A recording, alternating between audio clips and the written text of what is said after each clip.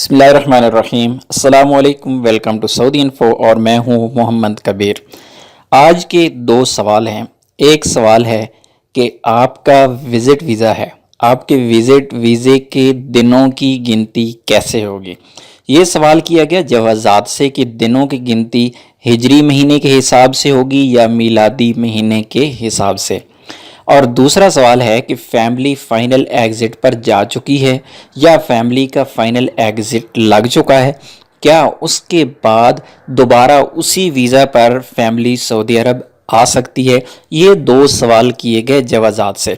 तो पहला सवाल है कि आपके जो विज़िट वीज़ा है उसके दिन कैसे गिनती किए जाएंगे, कि वो दिन आपके मिलादी के हिसाब से या हिजरी के हिसाब से होंगे।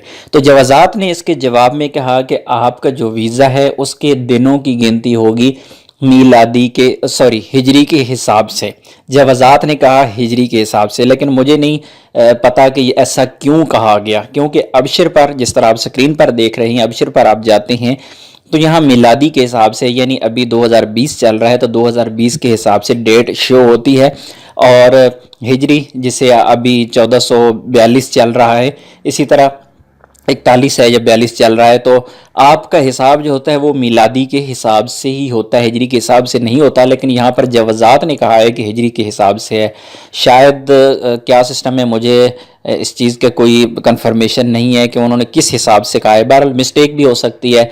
दूसरा सवाल ये था कि आपके जो फैमिली है वो फाइनल एग्ज़िट पर जा चुकी है या फाइनल एग्ज़िट लग चुका है, तो क्या दोबारा फैमिली उसी वीज़ा पर सऊदी अरब में आ सकती है। तो इसके बारे में जवाज़ात ने कहा है कि तब तक आपकी फैमिली का फाइनल एग्ज़िट कैंसिल हो सकता है जब तक आपकी फैमिली सऊदी अरब में मौजूद है।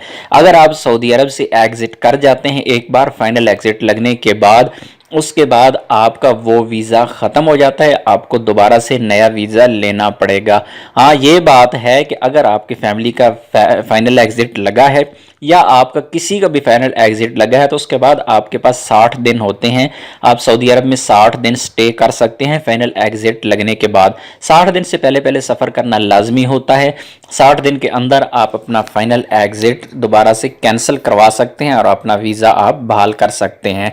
अब दूसरी बात यहाँ पर मैं आपको बताता चलूँ, जो पहला सवाल था कि हिजरी के हिसाब से हिसाब होगा वीज़े का या फिर मिलादी के हिसाब से, तो आपको किसी भी गिनती में जाने की ज़रूरत नहीं है। आपके पास अबशर का अकाउंट है, अबशर के अकाउंट पर सारा डाटा आपका मौजूद है, आप वहाँ से डेट चेक किया करें। जब भी कोई आपको मसला हो आप डेट वहाँ पर चेक करें अपने वीज़े की कब एक्सपायर हो रहा है। छोटी सी अपडेट थी, आपके साथ शेयर करनी थी। वीडियो अच्छी लगी तो वीडियो को लाइक कीजिएगा। मिलते हैं एक और नई वीडियो के साथ, तब तक के लिए इजाज़त दीजिए। अल्लाह हाफिज़।